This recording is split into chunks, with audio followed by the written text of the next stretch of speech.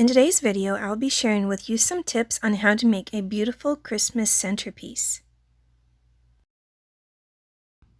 Number one, you should choose your container. You can use wooden boxes, metal tins, vintage items, and of course you can always find things around Christmas time at Hobby Lobby and Michael's. There is no shortage of beautiful containers at those stores.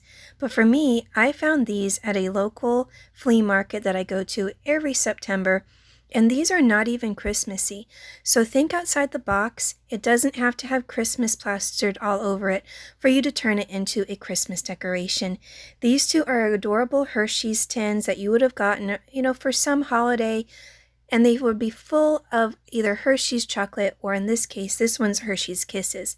They were only $2 a piece, and today I'll be sharing with you how I turned them into some Christmas decorations. Once you've picked your container, the second step is to fill it with some craft foam, and you do really want to fill it nice and tight. I always actually keep a bag of extra scraps so that I can stuff it really nice because you just never know where you're going to be pushing down a piece of greenery or a decoration. So it's always good to fill it all the way full. You're going to want to hide the foam, and I always use either buffalo snow or Spanish moss. Buffalo snow, which is what I'm using here, works with anything, but Spanish moss would be better for more of a rustic decoration. After I've covered the foam, I choose my main item, and by that I mean whatever I'm going to put directly in the center of my centerpiece, and in this case I'm using 3 snowflakes, so this is what I'm considering my main item or decoration. You also want to consider how tall you're making your piece because the taller it is, the larger it's going to be. And by that I mean it's going to get wider and you're also going to want to fill up the space more. You don't want everything jutting straight up and tall. You kind of want to fan it out. So the taller you make it, the wider it's also going to be. Once you start adding your greenery, consider adding a variety of greenery. There should be different colors. You don't want it all to be super dark, but you also don't want it to be super bright and washed out. Also consider different textures. Some greenery can be flocked and others can be glittery. It always makes your piece look interesting if you have a variety instead of just all being the same exact thing. If you're adding pieces with color, use colors that are on your container to help you decide what colors to put in your centerpiece. It wouldn't make any sense if you had a green container but only put bright blue things inside of your centerpiece. So for this one, I don't really have any blue, I realized whenever I was starting to decorate it, but I used a lot of red and white because there's red trim and white letters. So that incorporates the colors of the container into the centerpiece.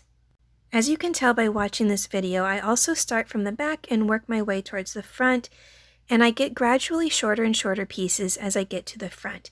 And don't forget to really fill in the front of the piece and the back. Depending on where you sit it, people might be able to see all angles. So really fill out the piece and pack it nice and tight. You don't want it to look super spindly and thin. And here is the finished first piece. I absolutely think it's adorable. I think the colors work great, and I don't think the snowflakes were too large. I kind of wondered if they would be, but I think it looks really nice. And don't forget to tell me in the comments down below at the end of this video which one is your favorite centerpiece. For centerpiece number 2, I'm doing this different Hershey's chocolate tin, and I'm just repeating the same steps that I told you before in the beginning part.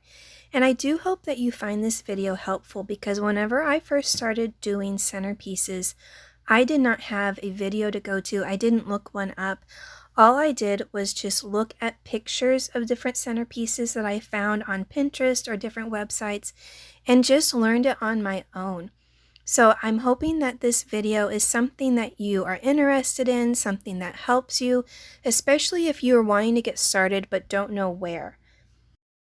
For this tin, it was actually a really dark black color and had more golds and yellows, but I decided to play off the silver milk cans that are in the back. That's why there is a lot of silver. And I usually hot glue every piece in as well, just to make sure it's nice and secure.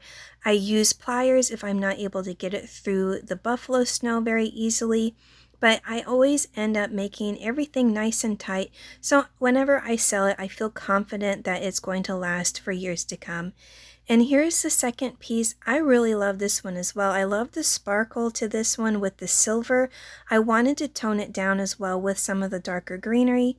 So again, using a variety of colors, textures, greenery that all play back to the centerpiece down below.